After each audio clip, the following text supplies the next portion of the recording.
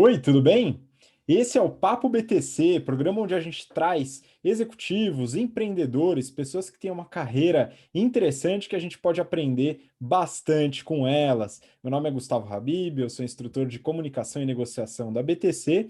E nesse papo aqui, para me acompanhar, né, fazer essa rodada de perguntas aí, conhecer nosso convidado especial de hoje, estou aqui com meu colega Rafael Lopes, instrutor de risco e performance do nosso curso de mercado financeiro. Fala aí, Rafa, preparado aí para batelada de perguntas?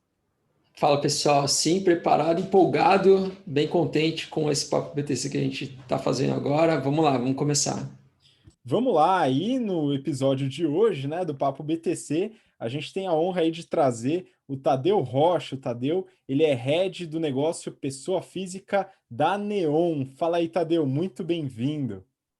E aí, pessoal, obrigado por me receberem aqui. Eu estou empolgado para conversar com vocês. Vou bem informal aqui, estava conversando com o pessoal antes um pouco. Já conheço a BTC há bastante tempo. Lembro de colegas meus que fizeram isso no começo dos anos 2010 e contaram super bem. Eu conheci o Renato, né, que é o fundador, já conhecia há algum tempo, e algumas das pessoas que dão aula aí também. Então, estou bem feliz que eu estou falando, porque pelo que eu sei, é um grupo de pessoas que devem estar assistindo aqui super qualificadas e super talentos. Pois é, a gente fica feliz porque a gente vai poder trazer para esse grupo de pessoas aí um conteúdo bem bacana, né? A gente vai falar aqui sobre carreira, né? Então, o Tadeu começou a carreira em consultoria, fez MBA fora, nos Estados Unidos, e hoje toca uma área importantíssima dentro de uma das startups, né? Não sei se nem se a gente pode chamar de startup mais, né? Mas dentro de uma das Será? empresas que mais crescem aqui, né, Tadeu? Então, acho que vai ser bem legal o papo. Para você que está acompanhando a gente pelo podcast, então, segue a gente lá no Instagram também, @instabtcompany. E para você que está no YouTube, lembra de deixar o seu like aí para dar uma ajuda e também seguir, se inscrever no nosso canal. Bom, vamos começar então. É o seguinte, Tadeu, muita gente que acompanha a gente, enfim, nossos alunos, ex-alunos também, buscam muito compreender carreira, né? E a sua carreira, ela não é tão linear assim, né? Mas tem experiências muito relevantes. Então, se você puder contar um pouco do seu início de carreira, depois da sua formatura, né, até chegar no MBA, dá uma pincelada aí pra gente. Claro, Habib. E até talvez eu vou voltar um pouco antes da formatura, que eu acho que é relevante aqui, talvez ajude as pessoas também a conectarem com experiências delas. Primeiro, eu sou de Goiás, então eu sou da roça, criado no interior do Brasil, Goiás, Mato Grosso. Eu sempre fui mais bem curioso e comecei a me envolver com tecnologia bem cedo. No final dos anos 90, pra vocês terem uma ideia, comecinho dos anos 2000, eu fazia site. O que é fazer site? Hoje a gente fala programar, desenvolver, né? E na época, quem desenvolvia, quem programava, fazia site. Então, eu fazia site para as empresas lá da região, lá em Anápolis, Goiás, e mexia, fazia manutenção em computadores. Naquela época que mexia com computador era uma coisa de louco. Em casa ninguém nem tinha internet banda larga. Mas já naquela época eu gostava, né? Então tecnologia, programar, era uma coisa que já me atraía e foi assim que eu comecei minha carreira. Porque era minha carreira, né? E aí, e empreendendo, eu tive uma época que eu vendia cartões de visita, sempre tentando fazer alguma coisa um pouco diferente e conciliar com os estudos. Mas chegou a hora que eu precisava fazer faculdade. E eu venho de uma família humilde lá em Goiás, eu pensei, poxa, eu preciso fazer uma faculdade. Naquela época, você tem que fazer uma faculdade boa e para você poder concursar, fazer um concurso e aí você está com a vida feita. Essa era a visão da época. Então eu consegui, fiquei muito feliz em ir para Campinas, estudar na Unicamp. Acho que ninguém nem da minha família tinha saído para estudar. Bom, primeiro, estudar em escola pública, eu acho que uma pessoa só, e estudar fora de Goiás, não tinha ninguém. Então, vim para Campinas e outro mundo, né? São Paulo, abriu a cabeça, pelo menos no interior de São Paulo, tudo muito diferente. Vim fazer engenharia química. Então, minha formação foi em engenharia química e depois de 1, 2 anos eu já sabia, não, nem isso, 6 meses eu já sabia que eu não ia ser um engenheiro de planta cuidando de um processo químico. E eu tinha uma pegada mais empreendedora, na faculdade fiz um monte de festa. Se o pessoal da EQ da Unicamp tiver alguém aí, criei a festa da senha, que hoje é uma das principais festas da faculdade, da universidade. Mas, assim, gostava de empreender, porque uma festa é um empreendimento, montava república, tentava montar um negócio aqui, outro negócio. Então, claramente, para mim, minha pegada era negócio, era gestão. Consegui um estágio, e meu estágio, ainda antes de formar, foi na P&G. Passei um tempo na fábrica da P&G, mas trabalhando com Lean Manufacturing. toda a parte de otimização de processos, e isso eu carrego até hoje, né? Como é que você pega um problema, você identifica a causa raiz, você vai lá, você resolve, acha a solução para aquilo, né? E testa e vai iterando em cima disso. Então, desde instalar coisas na linha, redesenhar processos, de tudo um pouco. Mas é uma empresa global, me deu chance de trabalhar com gente de outros países e pensar numa carreira um pouco mais ampla, né? E aí, eu estava todo feliz lá. Olha, eu acho que isso vai conectar com algumas pessoas aqui. Eu falei, eu vou formar, vou ser efetivado, uma carreira super bem sucedida na P&G, eu tenho colegas que estão lá até hoje, é muito legal. Eu falei, mas, poxa, tá tudo legal, mas será que é isso mesmo? E aí, por sorte, a minha esposa, que na época era namorada, falou, olha, Tadeu, eu vou num evento aqui na faculdade, uma palestra de uma consultoria. Você não quer ir, não? Eu falei, ela tem comida grátis. Falei, então tô lá. E na palestra, que por coincidência foi do BCG, que eu vim trabalhar depois, eles começaram a falar, e aí, putz, o seu dia a dia é resolver problemas. E aí, aquela minha cabeça de programador, de resolver problemas, putz, resolver problemas das grandes empresas. Eu falei, olha, esse negócio é importante. Você aprende muito, você abre portas de carreira. Eu falei, putz, esse negócio é legal. E aí, eles me ganharam com um slide que mostrava oportunidade de estudar fora, patrocinado. E, poxa, dá para estudar numa faculdade de renome, dá para estudar fora? Pode ser, eu quero. Então, foi assim que eu acabei indo e aplicando para a maioria das consultorias do Brasil. Tive a sorte de passar em algumas e escolhi ir para o BCG. Não me arrependo, uma ótima escolha. E comecei minha carreira lá. BCG, quem não conheceu, é o Boston Consulting Group.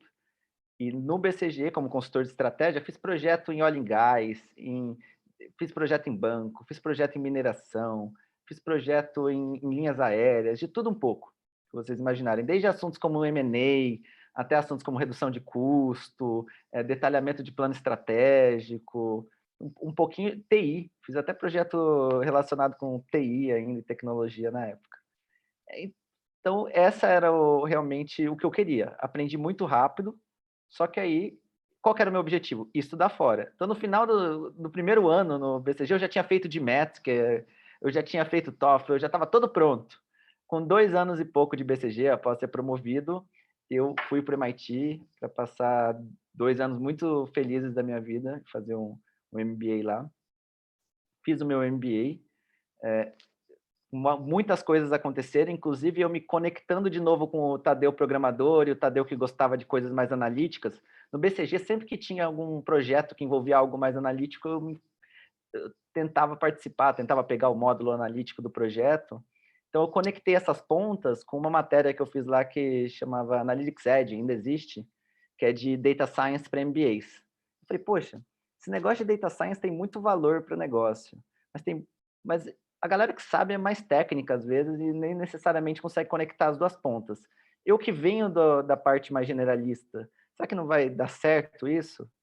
E aí foi o que eu fiz, estudei, foquei, tive algumas coisas no meio do caminho antes de ir para a ciência de dados. Trabalhei na Advent, que é um fundo de private equity, ajudando eles em um projeto em uma das investidas aqui no Brasil, e fundei 2 empresas no meu último ano do MBA. 2 empresas. A primeira é uma empresa de inteligência artificial que usa imagem de satélites para fazer classificação e monitoramento de plantações de soja, de cana aqui no Brasil. Essa empresa a gente fundiu com outra startup e hoje ainda existe, que chama Agronal, está dando super certo. Inclusive o time de Data Science é o time que eu criei lá originalmente, ainda estão algumas pessoas lá e as tecnologias que a gente estava criando. E uma outra era uma empresa de educação, até um pouco parecida com a BTC, eu acabei não conseguindo dar foco, mas olha a inspiração que a BTC me deu, porque vocês atacam uma dor que é real aí, realmente. Aquela dor de, eu vou sair da faculdade, como é que eu vou chegar no mercado de trabalho? Eu queria chegar um pouquinho mais preparado, né? Então foi isso, eu empreendi, fiz algumas coisas, voltei para o BCG e olha a coincidência, o BCG estava querendo criar a área de Data Science no Brasil, que é o Advanced Analytics do BCG, é o BCG Gama. Deu tudo certo. Fiz uma transição interna, tive que inclusive fazer teste técnico dentro do próprio BCG para provar que eu tinha o componente técnico certo, e fui uma das pessoas que consegui ajudar um super time, a liderança, né, o Henrique Sinatura, o Caio Guimarães, a formar o BCG Gama no Brasil. O BCG Gama no Brasil, quando eu saí do BCG, já tinha umas 30 pessoas, e aí realmente eu saí do BCG porque eu senti que estava na hora de voltar para aquela raiz mais empreendedora que eu tinha, e tive a sorte de fazer isso no BCG Gama, mas eu queria fazer numa empresa de tecnologia. E a Neon apareceu com a oportunidade de ser o CDO da empresa, o Chief Data Officer, e montar o time de dados, que já existia, na verdade, tinham 15 pessoas, mas transformar num capítulo de dados que trabalhasse com a empresa inteira, com todas as funções, incluindo Data Science. Então, eu fiz essa transição. A Neon estava crescendo. Eu entrei na Neon, tinha saído de 300 pessoas para 600 em pouquíssimo tempo. No começo do ano tinha 150. Então, todo mundo era novo, tudo era novo. Então, eu consegui participar desse crescimento e tenho participado até hoje, né? O time de dados saiu de 15 pessoas para 45. Contratamos aí muita gente. A maior parte dessas contratações durante a pandemia, e aprendemos a trabalhar remoto juntos, aprendemos a agregar valor através de analytics. E agora, no final do ano, tudo deu tão certo que eu recebi um convite muito bacana para sair do time de dados e liderar toda uma vertical de negócio. Então, todo o segmento pessoa física da Neon, hoje olhar para o PNL e fazer toda a interação com as áreas que trabalham nesse segmento, hoje está comigo e o meu time. Então, é um pouquinho disso, assim, minha trajetória. Foi um pouco longo, mas cheguei aqui hoje e estou aqui para contar para vocês um pouquinho aí, ajudar o pessoal com outras dúvidas. Muito bom. Rafa, acho que você tem algumas perguntas sobre o MBA aí do Tadeu, né? Primeiro, obrigado, Tadeu, por aceitar nosso convite, estar conosco aqui hoje. A gente está bem feliz de poder compartilhar esse tempo com você e aprender um pouquinho mais. Então, uma das coisas que a gente costuma conversar bastante com o nosso público está ligado, obviamente, à formação, e é a formação mais ligada ao meio acadêmico, vamos dizer assim. E quando a gente olha para as possibilidades de um MBA lá fora, é claro que isso é extremamente atrativo, mas passou também, desde o período que você fez, em 2015, 2017, por algumas transformações. Então, a gente pode olhar primeiro para o mundo, né, em que a gente saiu de um mundo em que os Estados Unidos eram totalmente hegemônicos, e hoje ele já divide um pouco essa hegemonia com outras potências como a China, principalmente a China, por exemplo, o que, de alguma maneira, pode fazer com que o pensamento mais global no sentido de oportunidades, a gente buscar oportunidades de educação não só nos Estados Unidos, mas em outros lugares também cresça, né? A gente começa a olhar para algumas outras possibilidades. Isso é uma das coisas que eu acho que realmente mudou bastante ao longo desse período. E o próprio Brasil, a nossa realidade como país também mudou muito, porque é claro que quando a gente pensa em educação, como o acesso hoje à informação ele é muito amplo, muitas vezes as nossas possibilidades de acesso ao conhecimento e desenvolvimento se dão de maneiras que não aconteciam em 2015, apesar de ser recente, mas a gente consegue acessar muito, muito conhecimento e informação através de outros meios, o que às vezes faz com que um questionamento acerca do valor agregado adicional que o MBA lá fora oferece versus outras oportunidades seja feito, né, por conta do investimento que é muito alto. O terceiro fator que mudou bastante também é a própria questão do custo por conta do câmbio, né? A gente saiu de 2015 com um câmbio muito mais barato na relação real-dólar para agora um câmbio que está muito mais caro. Então, mesmo que o preço em dólar lá não tenha mudado, para a gente pagar aqui em reais, isso significa um investimento muito maior, né? Então, eu queria que começar, após essa pequena introdução, com uma pergunta sobre a importância do MBA para você, obviamente em termos de cultura, aprendizado, desenvolvimento como pessoa, primeiro e depois como profissional, e que você falasse um pouco da comparação, né, do que era fazer um MBA em 2015, 2016, do que é fazer um MBA hoje, no ano de 2021. Legal, Rafa. Cara, é engraçado, porque eu fiz, né? E hoje em dia eu tenho amigos que estão fazendo. Então eu consigo dizer um pouco o que eu tenho ouvido deles. Assim, para mim, eu não me arrependo um segundo. Mas claro que tem algumas situações aí que favorecem. Mas olha, você brincou do câmbio, mas na verdade eu estou no pior dos mundos. Que quando eu passei no MBA, o câmbio era 2,10. E agora eu estou pagando a dívida ainda, porque eu peguei um financiamento para alguma parte da despesa e eu estou pagando a cotação atual de 5 e alto. Então, na verdade, eu estou um pouco no pior dos mundos. E a turma que fez comigo, né? Pelo menos quem está entrando agora sabe que está alto. Bom, pode ser que aumente mais, mas quando a galera comprou junto comigo a ideia lá, a gente achava era 2,10. Quando a gente foi para lá, era 3. E agora a gente está na situação que está. Por outro lado, da minha turma, tem gente espalhada pelo mundo inteiro. Tem gente na Califórnia, tem gente na Europa, tem gente que depois ficou nos Estados Unidos, em Seattle. Então, até em Atlanta. Então, tem diferentes histórias aí. O que eu acho legal do MBA é isso. É, parecido com como foi consultoria para mim no começo da carreira, eu acho que assim. Então, eu não me arrependo de jeito nenhum. E quando eu saí de engenharia química, para ir trabalhar na consultoria, eu queria abrir portas. E talvez o MBA ele seja uma das grandes formas de se abrir portas. Quando a gente olha no Brasil, muitas vezes a gente vai fazer um MBA porque a gente quer ter o quê? A gente quer ter uma oportunidade de estudar fora, de aprender coisas diferentes. No meu caso, foi muito importante para eu aprender na prática aquelas coisas que eu sabia, mas será que eu sabia mesmo?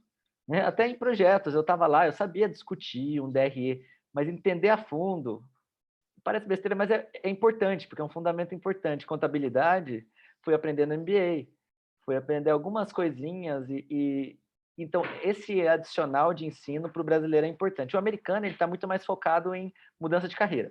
O pessoal está indo para o MBA para mudar de carreira, para fazer alguma coisa diferente.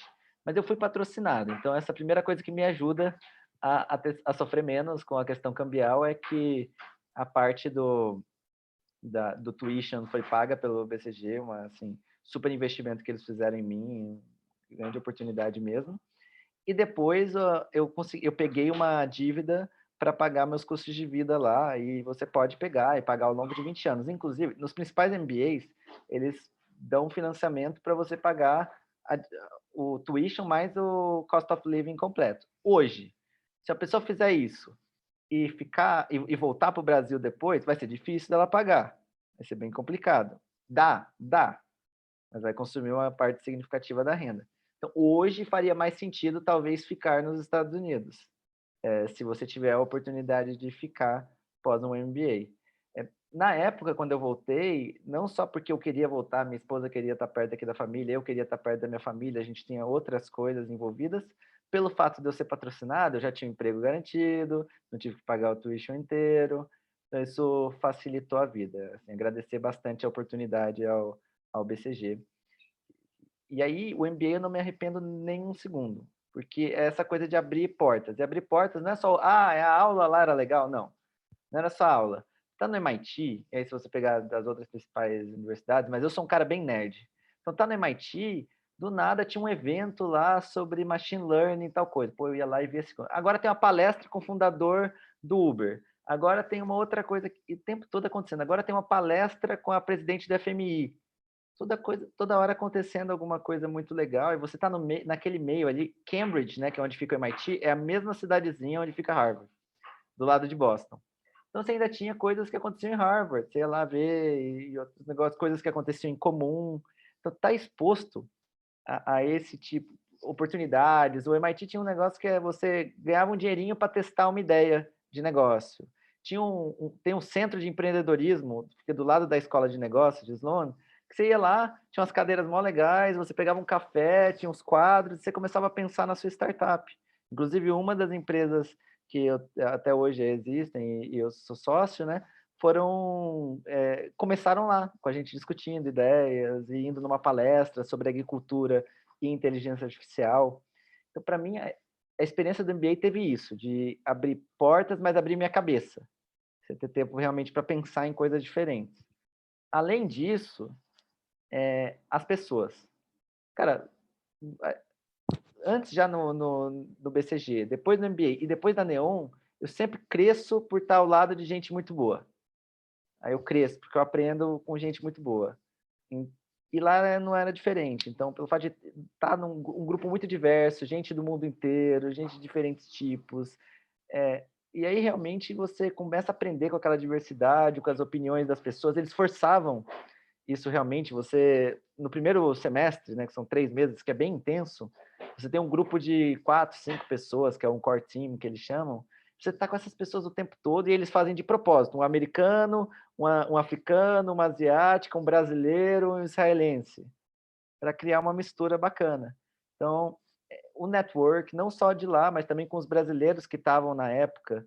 A gente fez a primeira edição, eu estava lá quando rolou a primeira edição da Brasil Conference, que é uma conferência entre Harvard e MIT. Então, de estar lá, de às vezes participar, ajudar um pouquinho na organização, não fui da organização oficial, mas eu ver alguma coisa ou outra, ou ver meus amigos ajudarem. Um amigo meu foi presidente da conferência, tá lá vendo palestras das mais diferentes pessoas acontecendo. Então, é isso, assim, independente do câmbio, não dá para precificar a experiência. Aí tem as coisas mais para curtir. Viagem para o Japão com a turma inteira, com 100 pessoas, viagem para conhecendo coisas diferentes juntos. Assim, não dá para colocar um price tag. Então, a minha dica é, se você tem vontade, se você for aprovado por uma escola, vai. Que depois você vai dar um jeito de pagar. Você vai trabalhar, você vai ficar nos Estados Unidos, se for o caso, a oportunidade vai existir. Pô, muito legal, Tadeu. Uma experiência cultural muito importante, né? Eu lembro, inclusive, eu fiz uma extensão lá em Harvard, eu conheci também o MIT. Lembro que tinha um restaurante de lobster lá, de lagosta, que é muito comum lá na frente do MIT. Espetacular. Você colocava lá Exato. um guardanapão, assim, usava aquele alicate, maravilha, né? Grande experiência. Mas o MIT é uma puta escola. Eu acho que até uma dúvida que o pessoal tem. É Legal Seafood, não é? Esse mesmo. Espetacular. Muito bom. Enfim, é uma escola de ponta, né? Então, acho que, além da experiência, né, entender que as pessoas valorizam também o conhecimento e a própria experiência, não só ir pela grade curricular, né? Acho que não é essa comparação que deve ser feita, né? É justamente toda essa experiência. E eu queria passar, Tadeu, porque assim. E não só, Habib, importante, e não pelo stamp no currículo. Porque às vezes eu tenho a oportunidade de falar para alguém, eu fiz MIT. Mas no dia a dia, e na minha carreira, e nas coisas, cada vez isso importa menos. Assim, o stamp, a marca no currículo, mas sim, eu sou um melhor profissional, eu sou uma melhor pessoa pela experiência que eu tive, pelo aprendizado que eu tive também. Pô, muito bom. Esse é um ponto importante, né? Não ir pelo carimbo no currículo, né? Ou pelo certificado na parede. Isso é importante, a experiência conta. E aí, bom, você até comentou, né? Nesse caminho, até no próprio MBA, né? Você começou a se direcionar para dados. Então, você passou uma boa parte aí da sua carreira pré-MBA muito focado em business, né? Desenvolvendo modelos lá no BCG, você passou pela Advent e tal. E aí agora, né? Enfim, entrando no Neon, na Neon, no caso, mexendo muito com dados. Então, o que você teve que aprender de ferramenta e até colocando para quem quer trabalhar com data science, business analytics, né? Que tipo de ferramentas você teve que se desenvolver para poder tocar uma área de dados? Boa, excelente. Eu acho que quando a gente pensa, e até nessa migração, nessa transição de carreira que eu fiz, não é tão diferente. Eu gosto de dizer para as pessoas isso. Quando eu estava lá, fazendo um modelo de Excel para fazer uma precificação de fretes fluviais num cliente que a gente tinha no BCG, ou para fazer um modelo de valuation, para ver se fazia sentido ou não comprar um player na Arábia. Os skills core, realmente, de resolução de problemas, de business sense, eles continuam os mesmos. Né? E o que muda um pouco são usar metodologias um pouco mais avançadas, usar, quase você pegar uma Ferrari e aí poder fazer coisas ainda mais, que geram ainda mais impacto. Data Science por Data Science, eu vejo pouco valor. Porque eu quero fazer uma técnica tal, eu quero fazer tal coisa aqui. Eu acho que realmente é entender um problema, seja um problema de negócio, um problema governamental, social, e falar, bom, dado que existe esse problema, que existem dados, consultoria, muito do que consultoria sempre fez foi chegar num lugar, entender os dados, entender a situação, que podem ser dados qualitativos, quantitativos, podem ser baseados em entrevistas, fazer um framework para resolver esse problema e, step by step, ir lá e resolver, desenhar planos de ação. Data Science é a mesma coisa. Data Science não é Analytics, Data Science não é R, Data Science não é Python, Data Science não é Machine Learning. Data Science é usar esse tipo de ferramenta e, de forma científica, resolver problemas. E aí esses problemas, quando são de negócios, então não fica muito diferente do que eu já fazia. Foi a questão de aprender algumas técnicas, alguns conceitos a mais e conseguir fazer esse gap. Então, por exemplo, uma coisa que eu aprendi que foi me atraindo mais, muitas vezes a gente fazia projeções, né, em consultoria, etc. E eu fiz uma matéria no MIT que era Analytics Edge, que eu comentei, que é uma matéria de Machine Learning básico para MBAs, e a linguagem era R. Que é uma linguagem, parece um Excel, você digita um comando, depois você digita outro, depois você digita outro. Não é tão diferente. Se você sabe Excel, não é tão diferente. E como eu tinha conceitos de programação, queria parar aqui agora. Você que está me assistindo, se você tem um pouquinho de tempo sobrando, aprende lógica de programação. E você está começando sua carreira, não para ser programador, não para porque vai te ajudar a mudar a sua forma mental de resolver problemas. E claro que vai abrir portas para que você possa fazer coisas no dia a dia. Um analista hoje em dia de negócios, às vezes eu brinco com o meu time. Falo assim, olha, que bom que se a pessoa sabe SQL, que é uma linguagem para consulta de dados, você consegue rapidinho pegar um dado, jogar no Excel e fazer uma análise, sem ter que ficar esperando uma outra área te passar. E você consegue resolver as coisas muito mais rápido. Então, lógica de programação é uma coisa que muda a forma que a gente pensa em como a gente resolve problemas.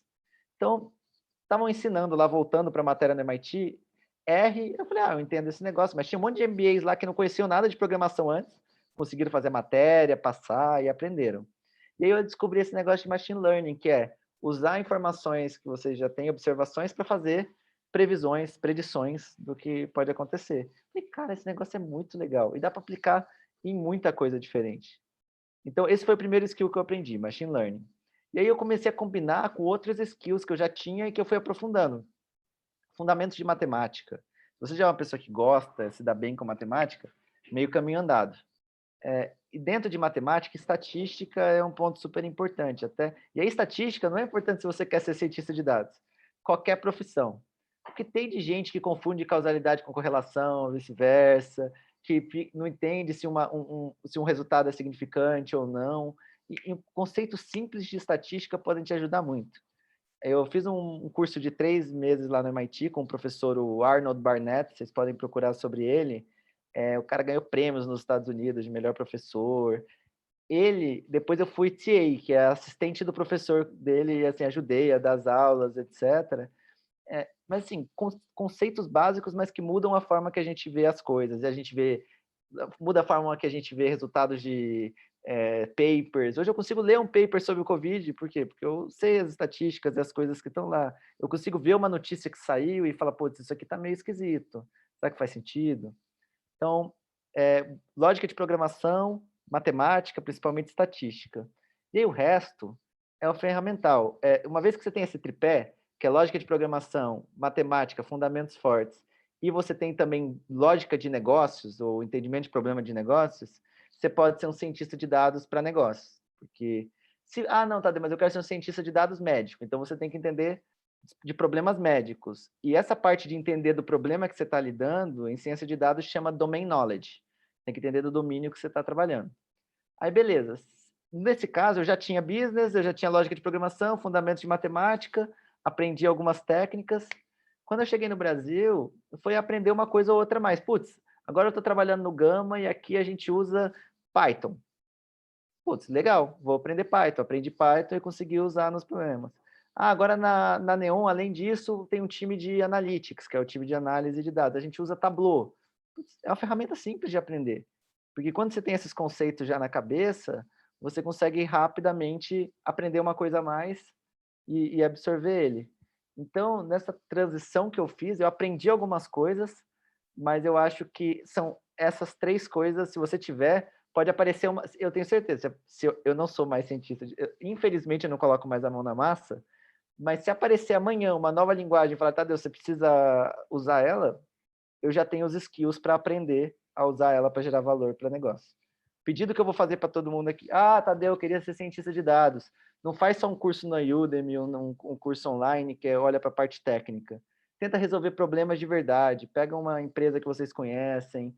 Tenta resolver um problema real para aprender a parte de business sense e aí sim conseguir conectar um problema e tem os dados, e aí você conseguir pensar na solução que conecta os dois. Pessoas que conseguem fazer isso são o que a gente no Gama chamava de unicórnios. Né? Na Neon a gente conseguiu contratar basicamente só unicórnios para o nosso time. Pô, muito bom. Vou te falar que eu conheço um curso que trabalha muito bem esse tipo de talento, viu? Mas eu não vou fazer Ah lá. autopromoção agora não, Tadeu. Não, Boa. mas o pessoal vai conhecer. A gente faz no final do programa. Rafa, manda bala aí que eu acho que você tem algumas perguntas aí. Uma outra tendência que a gente tem visto no mercado financeiro, e a Neon ela se insere dentro desse mercado, é uma transformação extremamente acelerada. Então, se a gente olhar para o que era o mercado financeiro também em 2010, 2015, para o que é o mercado financeiro, a realidade do mercado hoje, a gente pode dizer que está tudo diferente. Então, a gente saiu daquela posição de dominância de alguns grandes bancos, e num primeiro momento, por conta aí dos avanços de alguns modelos, né, especificamente aqueles modelos trazidos pela XP, que é o que foi efetivamente uma empresa de vanguarda, né, que montou toda essa configuração com os escritórios de assessoria. Então, isso provocou um primeiro grande movimento.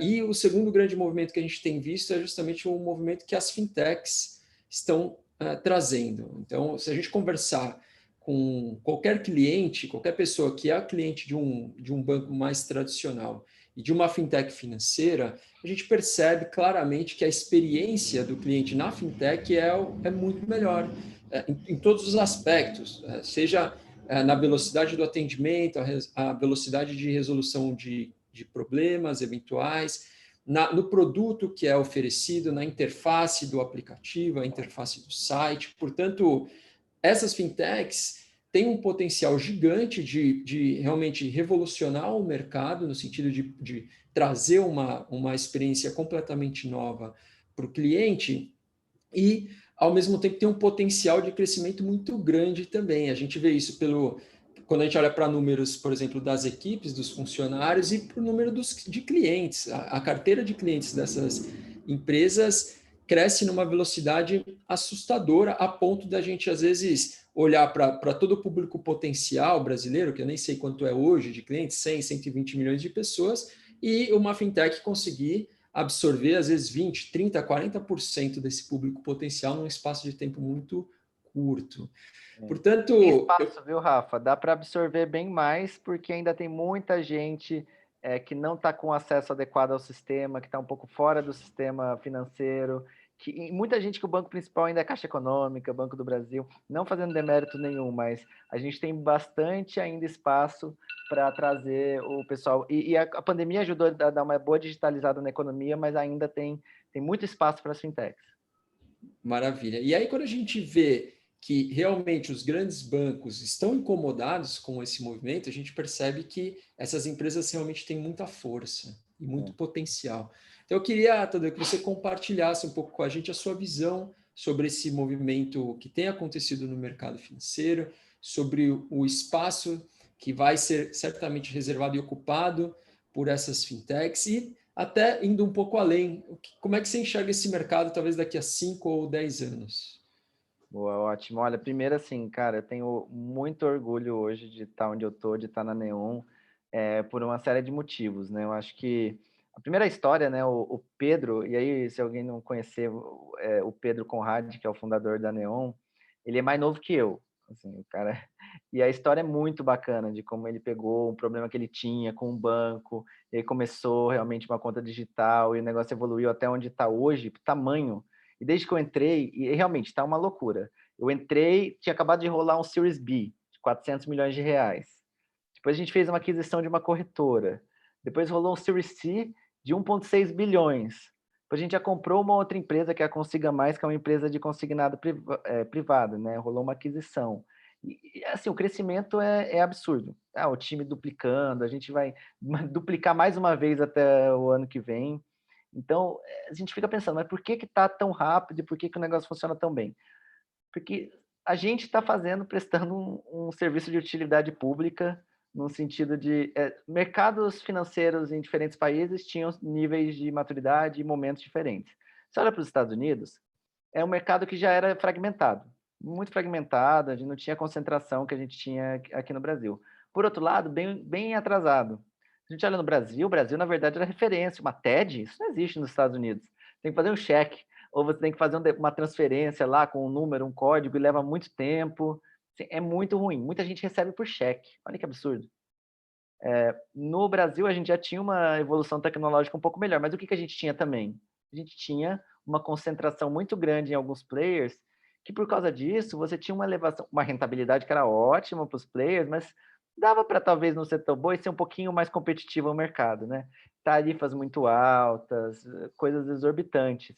E as fintechs, elas conseguiram entrar nessa jogada, vendo que, olha, tem um espaço, dá para ganhar dinheiro, ser rentável, mas ao mesmo tempo ser ágil, e usando canais digitais, né, que eu acho que essa é uma grande sacada, porque os bancos também tradicionais acabaram se colocando na posição de ter muito custo fixo e muita estrutura instalada.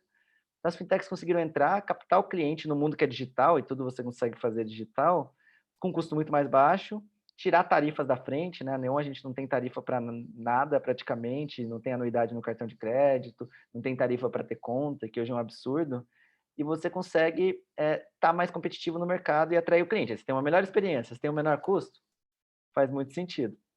Aí, onde eu acho que as fintechs conseguem adicionar, aí puxando a sardinha para dados, tá? Eu acho que tem uma outra coisa, e aí você estava falando aqui que você dá aula de riscos também, Rafa. Quando a gente fala de risco, quando a gente fala de, por exemplo, concessão de crédito, utilizar da melhor forma possível os dados disponíveis é um desafio para as empresas poderem, e no caso das fintechs, expandir o acesso ao crédito. Pensa antigamente, e isso eu sofri nos Estados Unidos, que é mais distribuído, mas assim, você sente na pele, hoje eu fico feliz, eu tenho orgulho por causa disso. Nos Estados Unidos, eu não tinha um credit score, não tinha, porque é gringo, né? Porque eu era estrangeiro lá. E aí eu tinha muita dificuldade de conseguir um cartão de crédito. Eu ficava, gente, eu sou consultor do BCG no Brasil, estou fazendo MBA no MIT, como assim? Mas não, era um algoritmo que falava, olha, você não tem acesso ao crédito. Mas por falta de dados sobre mim. Então, quando a gente fala agora no mundo que a gente vive, a gente tem os dados dos clientes, do uso da conta, etc. Então, a gente consegue oferecer, às vezes a pessoa precisa de um cartão de crédito, precisa de alguma coisa, se bater na porta dos bancões, essa pessoa vai ser negada, porque não precisava desse cliente, né? A gente já ouviu falar em bancos isso, não preciso desse cliente. No caso da fintech, é uma oportunidade da gente dar acesso a essa pessoa para um serviço financeiro que ela não tinha antes, seja porque o custo está mais baixo, seja porque a gente consegue observar melhor os dados. Sobre crédito, conheço vários amigos que já trabalharam em bancões, e assim, a gente ouve falar das metodologias e técnicas, aí são técnicas de ciência de dados para modelagem de crédito de 20 anos atrás. Se você chega com algo mais moderno e mais avançado, você consegue ter uma vantagem competitiva de poder tomar a decisão certa, de pegar aquela pessoa que é rejeitada por todo mundo, mas você consegue, a partir do comportamento dela, saber que vai ser uma pessoa adimplente, você pode dar uma quantidade de crédito aqui para a pessoa que você vai ajudar ela. Isso é gratificante, assim, saber porque a gente vê a demanda por serviços grátis, baratos, simples e fáceis e não estava sendo atendido. Então, por isso que está tão bombando o fintech no Brasil, porque a alternativa era muito ruim e a gente vem aí como uma alternativa melhor. Excelente. Então, é um mercado em crescimento, né? Expectativas muito boas, usando bem dados, né? Uma área que realmente faz bastante diferença. E o mercado se tornando um pouquinho mais democrático, né? Como você falou. Então, pessoas que antes não tinham acesso a alguns produtos, hoje já têm, com o serviço melhorado, com menores custos, né? E, Tadeu, tem muita gente que tem interesse, né, em atuar nessa área, em seguir, assim como você está gostando bastante da experiência, enfim, e comprou o projeto e esse crescimento, né, esse propósito de atuar junto com essa revolução financeira, se a gente puder falar assim. Tem outras pessoas, né, dentre elas alguns alunos e alunas nossos, né, que têm interesse em saber, pô, como é que eu me preparo, o que que eu preciso saber, né, como é que eu posso entrar nessa também. Então, se você puder falar da perspectiva da Neon, né? Como que é a parte de recrutamento, o que vocês buscam em pessoal que está entrando, seja para estágio, entry level, analistas, enfim. O que você pode falar de experiências, né? Ou coisas que as pessoas precisam saber antes de ir para uma entrevista ou participar de um processo seletivo?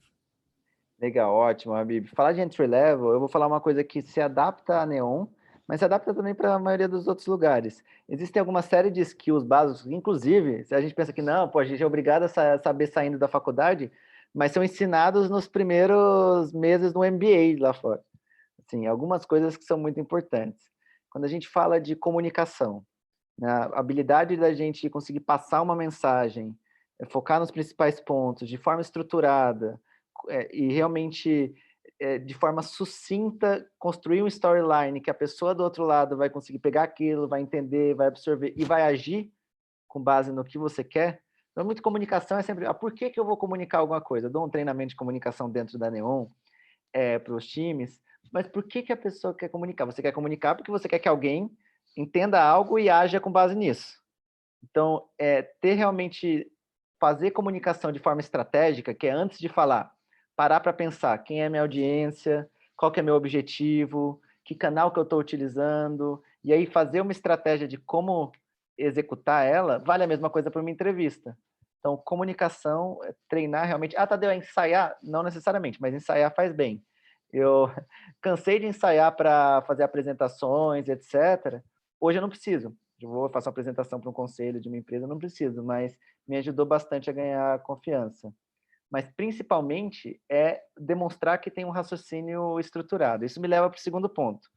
Por quê? Porque você comunica para explicar para a pessoa que você tem um raciocínio estruturado. Por quê? Para mostrar que você consegue resolver problemas. Então, o segundo skill que para uma pessoa entry-level é muito importante, mas é resolver como? Com Excel, com PowerPoint, é resolver problemas. A capacidade de pegar um problema, quebrar em diferentes possíveis hipóteses, o que a gente precisa fazer de análise para validar cada uma delas, depois entender os resultados, as implicações e quais são os próximos passos, isso é fundamental. Então, resolução de problemas. Aí você pega dinâmica de entrevista de emprego, etc. Isso aí está testando problem solving. Então, se você combina um bom problem solving com uma boa comunicação, você tem um skill que toda empresa precisa de alguém entry level, porque depois você só coloca o conhecimento específico em cima. E aí, para colocar o conhecimento específico, é curiosidade, não ter vontade, medo de aprender coisas diferentes, ir para cima, porque na nossa carreira vai ser assim o tempo todo. Vai estar vindo coisa nova e a gente vai estar tendo que aprender. Eu acho que a galera que já gosta de fazer cursos por fora, fazer coisa extracurricular, é um bom sinal. Então, minha dica é essa. Minha dica é, mas Tadeu, onde é que eu desenvolvo esses skills se eu ainda estou na faculdade? Acabei de falar, coisas extracurriculares. Fica a dica aí, participem da empresa, tanto da empresa júnior, centro acadêmico, atlética. Eu fui da atlética. Tadeu, mas você aprende essas coisas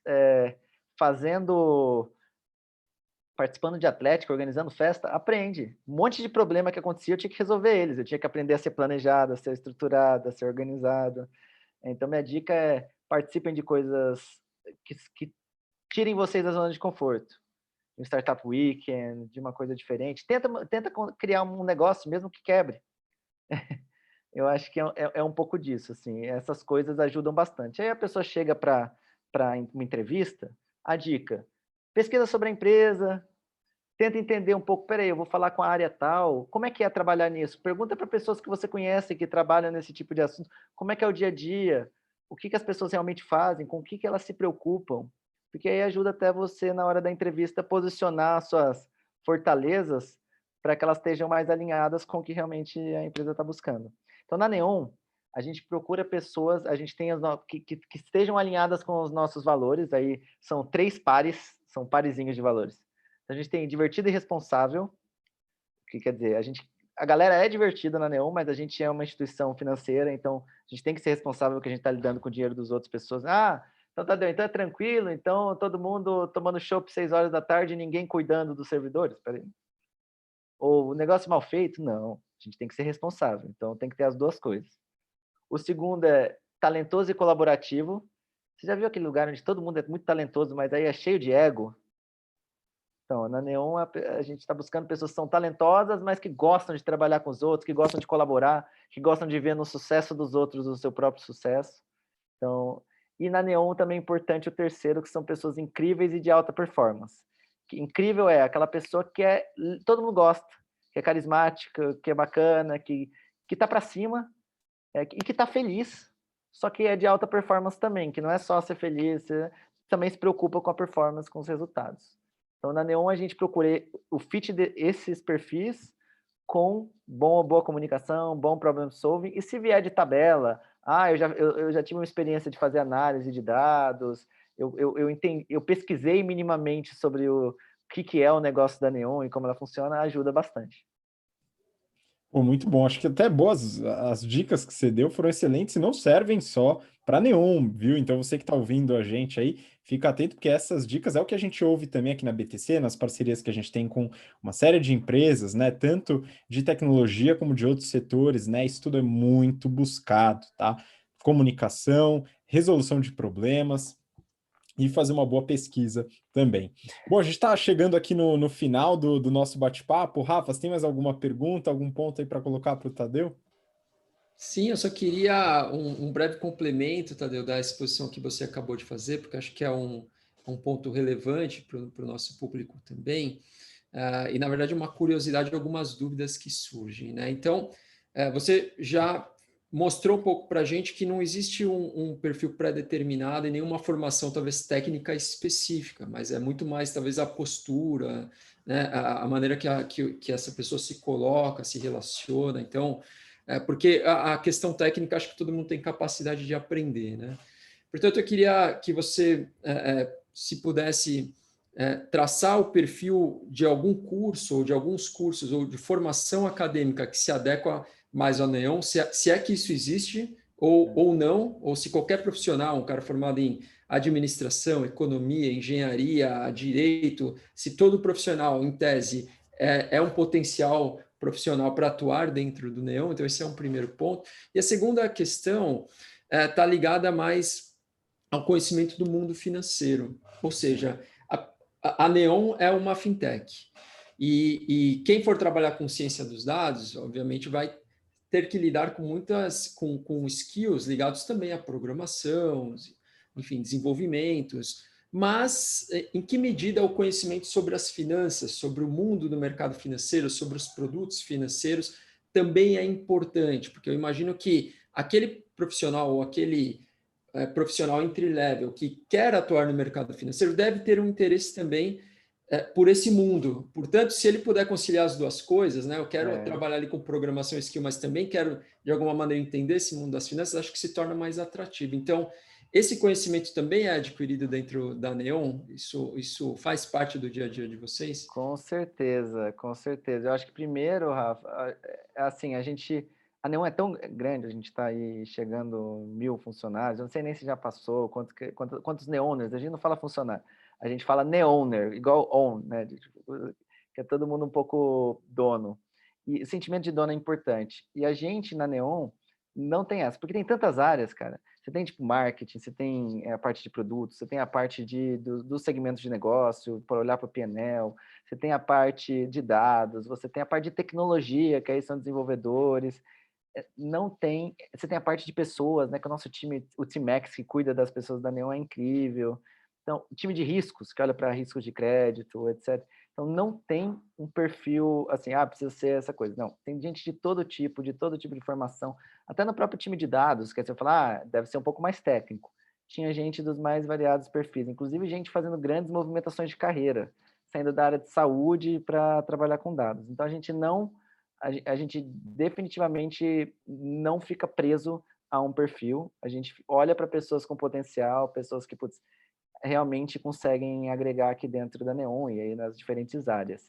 É engraçado, assim, porque dá para tem uma movimentação. Por que a gente não se pega nisso? Senão você fala, então o cientista de dados padrão é o cara que sabe disso, disso, disso, disso, disso. Mas na Neon, a galera movimenta muito entre áreas. Então, por exemplo, eu agora fui tocar o PNL de todo um segmento da empresa. Eu saí da liderança de dados para a liderança de um segmento de negócios. E comigo também vieram algumas pessoas que estavam no time de dados antes. E eu já vi gente migrando de marketing para dados, de marketing para outra coisa, para produto. Se a gente fica se pegando, né, aos skills técnicos específicos, a gente não tem essa facilidade. Então, na Neon, a galera pode mudar muito fácil entre áreas, o que é bom, né? Tem empresa onde você fica meio travadinho. Você pode mudar de área, você pode crescer. A gente tem um programa muito legal na Neon, que é o programa de sócios. A gente elege a cada 6 meses, mais ou menos, algumas pessoas para receberem sociedade da empresa, receber uma parte da empresa. A gente tem um programa formal para isso. Então, eu sou sócio hoje, mas é legal porque o nível da pessoa não importa. Se a pessoa se destacou e mereceu, ela vai ser sócio. Inclusive, agora do meu time de dados, que eu trabalhava, 2 analistas foram eleitos para sócio. Você pega analistas, Inclusive, um desses analistas era estagiário, virou analista júnior, analista pleno, analista sênior e sócio da empresa em mais ou menos 2 anos de empresa. Pensa onde é que você tem a chance de viver isso em algum bancão ou alguma empresa mais tradicional, né? Então, a gente não tem um padrão, que a gente quer a galera que chega e quer. Aí, beleza, Tadeu, eu vou aprender sobre o mercado financeiro? Claro que vai. A gente contrata gente mais diferentes lugares, porque, de novo, a gente, claro que, putz, eu vou contratar uma pessoa para ser um líder da área de crédito da Neon. Bom, espero que é uma pessoa que já tenha tido experiência com crédito em algum outro lugar. Se alguém que vai liderar a área de marketing, ou que vai trabalhar na área de marketing, não precisa, certo? Ter experiência com o setor financeiro. A gente tem gente que veio da Coca-Cola, porque, poxa, isso é uma referência legal de marketing. A gente tem gente que veio de mais diferentes empresas. Então, entrando na Neon, a gente vai ter o apoio de, olha, as pessoas poderem explicar o problema, o negócio, as coisas que estão acontecendo. E é o que eu falei, lembra que eu falei que é problem solving, comunicação, mas curiosidade também? Então, a gente quer contratar pessoas que são capazes de entrar e querem aprender algo novo. No time de Data Science, tinham pessoas que vieram de outros lugares no setor financeiro? Tinham. Tipo, tinha gente que veio de, putz, eu vim de uma startup que cuidava de jogos. Eu vim de um outro lugar completamente diferente. E performam tão bem quanto. Que tem essa capacidade de absorver conhecimento novo. Agora, Tadeu, eu quero aprender, então. Putz, então na Neon é um lugar legal para aprender? Com certeza. Porque vai viver o mundo das fintechs, que é diferente do mundo dos bancões, então realmente é uma mecânica diferente, é uma perspectiva de negócio totalmente diferente, como a gente encara, como a gente adquire cliente, como a gente rentabiliza também o negócio, e acho que é uma jornada super legal. Pô, muito bom. A gente chegou aqui quase 1 hora de bate-papo, mas fluiu, Nossa, então foi ótimo. Bom, Rafa, muito obrigado de novo pelo apoio, pela participação aí, foi fundamental. Eu que agradeço, sempre feliz em participar desse quadro, né, do Papo BTC. Obrigado, Tadeu, novamente por estar aqui conosco. Muito boas as contribuições, foi muito rico o bate-papo aqui. E espero que possamos nos ver, né, em outras oportunidades profissionais, enfim. E também espero que você curta e acompanhe os nossos próximos papos BTC, sempre Com com gente bastante certeza. bacana. Agora que eu estou sabendo, eu vou começar a acompanhar sempre. E aí, deixando umas últimas palavras aqui, eu queria agradecer vocês dois pelo convite. A conversa foi realmente muito boa, perguntas muito interessantes também, e deixar uma mensagem final para a galera. Seguinte, pessoal, a gente está contratando muita gente na Neon, muita gente. A gente está contratando, sabe, tem umas startups médias, aí a gente está contratando o tamanho dessas startups em 3 meses, pelos próximos bons quarters aí, trimestres.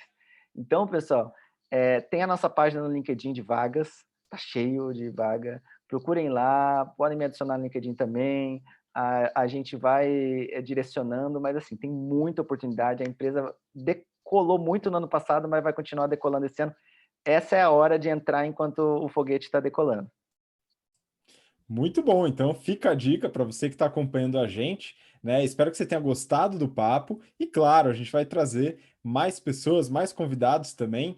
Muito obrigado, Tadeu, foi excelente, gostei bastante e desejo muito sucesso na Neon, enfim, para você, para a empresa, né? E que continuem contratando e que as pessoas também possam fazer parte desse crescimento. E você que acompanha a gente até agora, obrigado pelo interesse, pela paciência e a gente se vê então num próximo Papo BTC. Um grande abraço, até lá. Tchau, tchau. Tchau, tchau.